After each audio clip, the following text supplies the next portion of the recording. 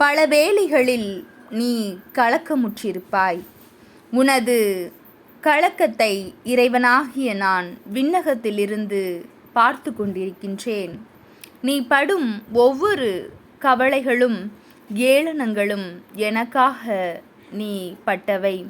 நான் உனது கர்ப்பத்தின் கனியை நிறைவான ஆசீர்வாதங்களால் ஆசிர்வதிக்க இன்று தயாராக உள்ளேன். உனது வருத்தங்கள் எல்லாம் மாறி உனக்கு சந்தோஷம் தரும் நாட்களை தருவேன்.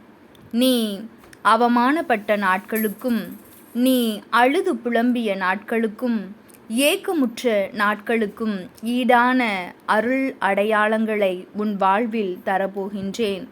யாரெல்லாம் உன் முகத்தை இகழ்ந்தனரோ அவர்கள் முன்பு நீ தலை நிமிர்ந்து வாழப்போகின்றாய்.